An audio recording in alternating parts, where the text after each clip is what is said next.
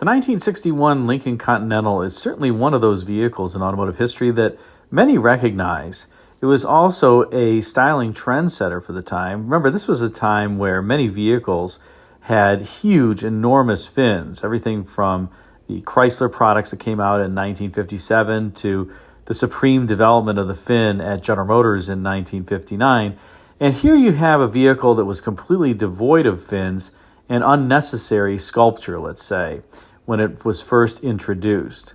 The 61 Continental was really a huge success, and it was somewhat of a compromise car in a number of ways, in part because it was built in the same Wixom facility that made the Thunderbird. It had to employ a similar unibody construction in its design so that it could be built in that facility.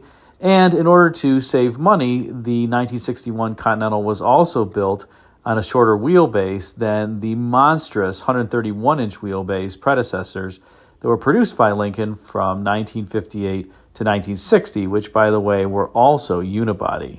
In fact, though the Thunderbird and the Continental were significantly different from the cowl aft, they did share a similar cowl structure. The Thunderbird rode atop a 113-inch wheelbase, whereas the 61 Continental rode atop a 123-inch wheelbase. That 61 Continental was also one of the most thoroughly tested cars in Detroit history. Each of the 430 cubic inch MEL V8s that ran under hood were run 3 hours on a dynamometer at 3,500 RPMs, torn down for inspection, and then reassembled to make sure that everything was okay for the awaiting buyer. Even the automatic transmissions were tested for between 30 minutes and an hour before they were installed in the vehicle, and finally, each car was given a 12-mile road test and checked for about 200 individual items to make sure that before the car was shipped to the dealer, that everything was A-OK. As a result, that 61 Continental proved to be a turning point in Lincoln history for a division that was almost at the end of its rope, let's say. And Lincoln sold about 25,000 units in 1961, mostly the suicide door sedans with 22,300 sold, and there were about 2,900 convertibles that were sold in that 1961 model year. As the years would go on, the sales of the Continental would continue to increase, and by 1964 it was selling about 35,000 units. And in 1965, where it got a, somewhat dramatic front-end facelift that more closely resembled the Cord 810, the car ended up selling 40,000 units between the four-door and convertible versions. But it was really for 1966 that the vehicle would undergo some significant changes, particularly in the styling department and also under hood. And that's what we're going to talk about here today. An interesting thing to compare and contrast during this time period is really how dramatically the Cadillac evolved its styling from 1961 to 1965, as you can see here.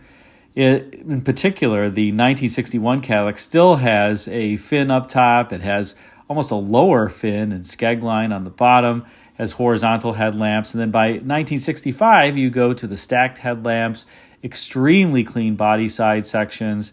Of course, you have the signature Cadillac, I'll call them full vertical taillights on the 65, but the 65 Cadillac was really inspired, and the clean lines and forms of it were really inspired by that 1961 Continental.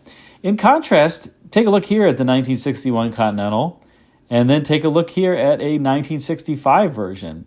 Not too much different. Yes, some things changed, the front end changed, but it was really for 1966 that Lincoln decided that something unmistakably new, yet unmistakably Continental, as Lincoln said, was due up in the lineup. In fact, one of the challenges that Ford was having is that owners of these 61, 62, 63 Continentals, those who would typically trade in for a new model, were actually keeping their vehicles longer than they previously had, presumably because they really enjoyed their vehicles, and there just wasn't something that was captivating enough to make them change. Hence why Ford thought the 66 had to be a little bit more dramatic and not just take everything and really a minor facelift from the 1961 to 65 versions.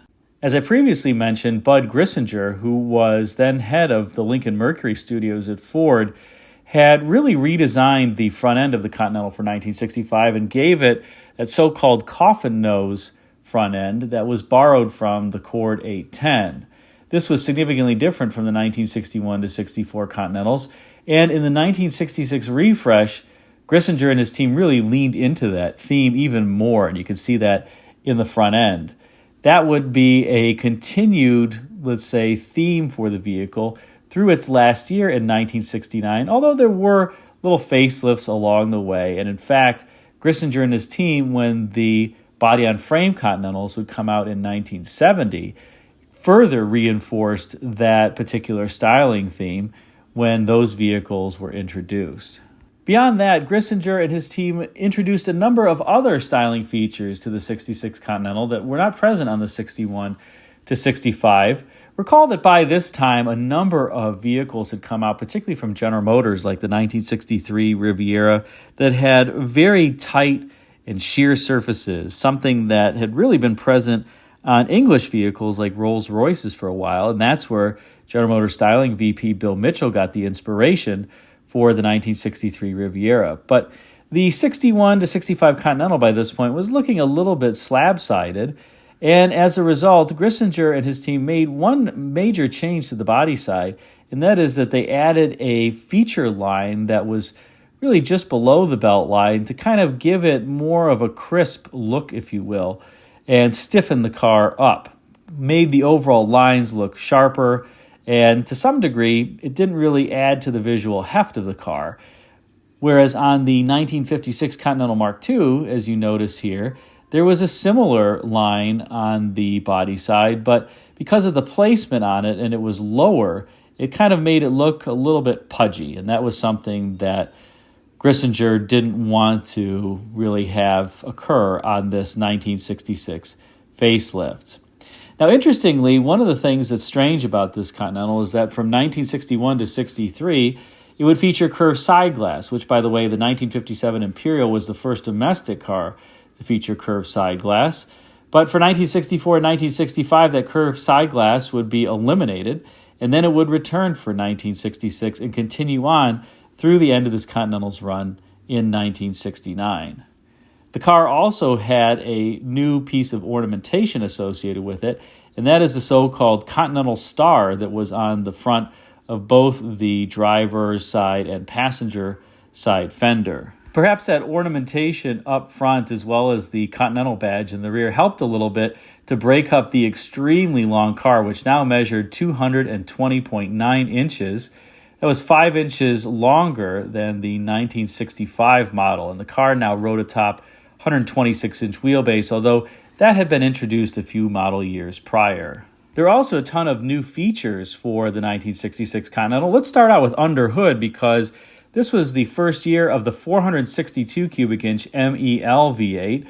This was a variant of the 430 cubic inch V8 that was introduced for 1958. And unfortunately, in 1958, the MEL had made, I believe, around 370 horsepower or thereabouts, actually 375 horsepower. But after a few years, and by 1960, Robert McNamara, who was then head of Ford, had decreed that four-barrel carburetors were excessive.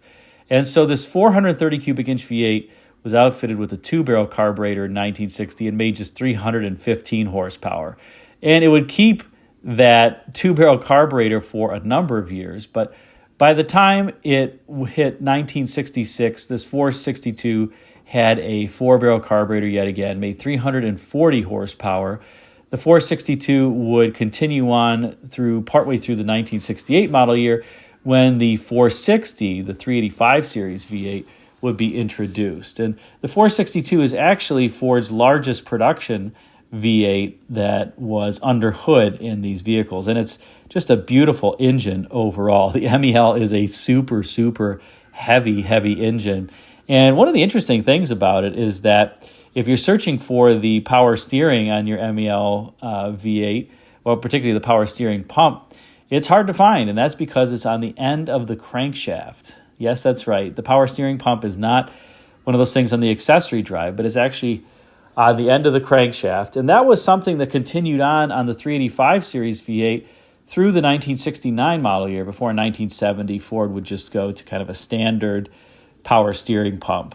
But there were even more interesting innovations in the 1966 Continental, big and small. And 1966 saw the addition of rear seat belts, got to have those. Front disc brakes, pretty important in a heavy car like this. Emergency flashers, and even this was the first year that Ford had the double-sided key cut. So you could put the key in either way. There really was no upside down, right side up. And that was something that neither GM nor Chrysler nor American Motors would really go to for many years, if not ever.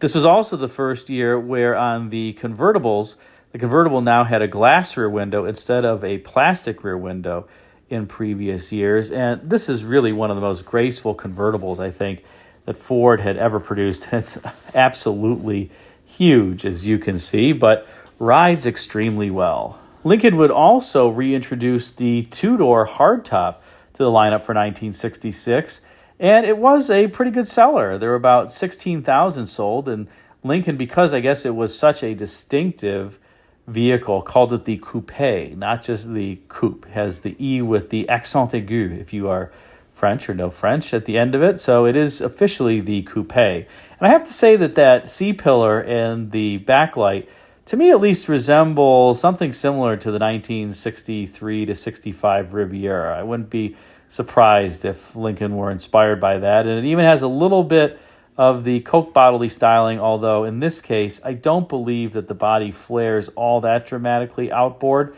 near the rear wheel. It does a little bit. So I guess it's fair to call it a little bit of a Coke bottle shape back there. And again, I'm guessing that was inspired by the 63 to 65 Riviera.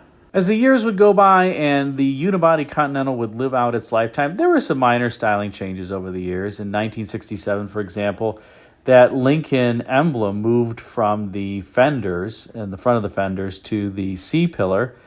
And there were some overall, like I said, little changes. 67 was also the first year that Lincoln introduced its flow-through ventilation system that they called the Fresh Flow system. So in this case, the air was able to enter the vehicle and exit even with the windows up. And that was something that would continue on Lincolns for a number of years. Even the Mark III, when it was introduced, had a great flow-through ventilation system. For 1968, there were even more changes. The front end was changed. There was no longer the block Continental styling or the stand-up hood ornament on the front. The grille texture was different. The parking lights and taillights were relocated into the fenders. And a few other changes. On the coupes in particular, the daylight opening area and the C-pillar was revised, now to a shape that was really starting to provide a harbinger of what the Mark III would look like. And I think the rear three-quarter of the 68 Continental Coupe kind of gives some glimpse into the future of what the 69 Mark III was going to look like.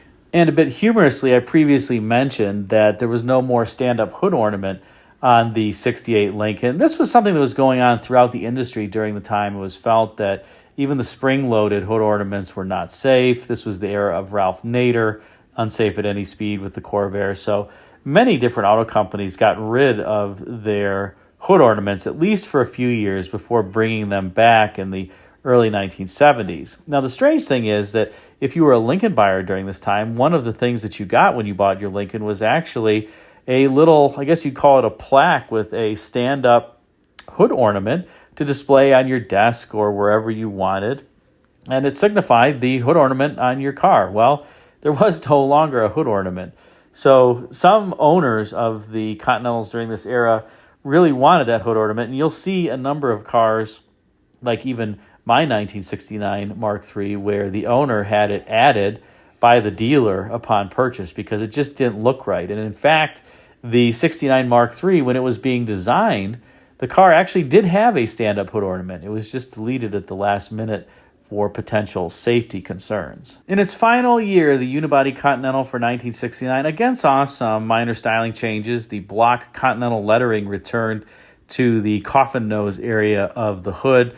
The grille texture would get this square within a square or rectangle within a rectangle style design up front. And the car would get longer yet again. It had another 3 inches added to its overall length. So now the 69 Continental was actually a foot longer than the 1961 model when it was introduced.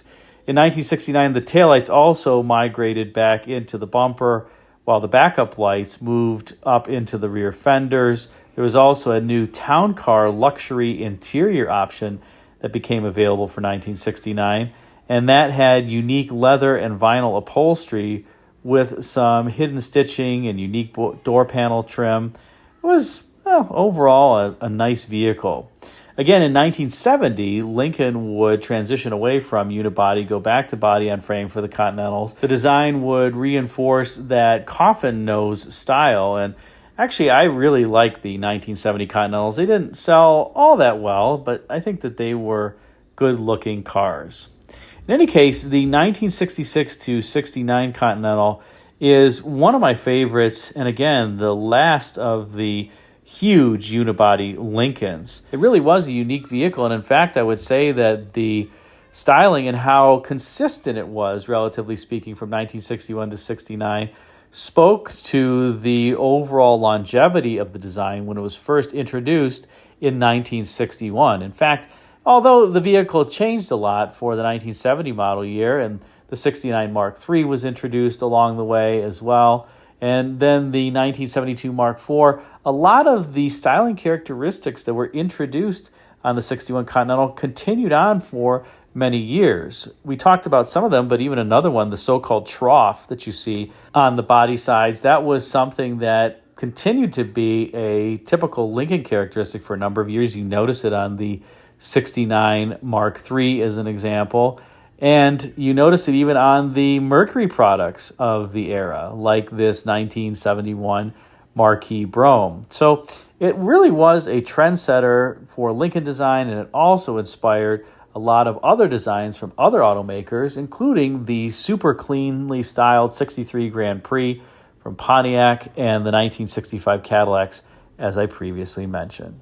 Hope you enjoyed this spotlight on the last of the unibody Continentals from 1966 to 69. If you did, be sure to like, comment, and subscribe, and check out the video thumbnails at bottom left and right for some suggestions for you. Thanks again for watching.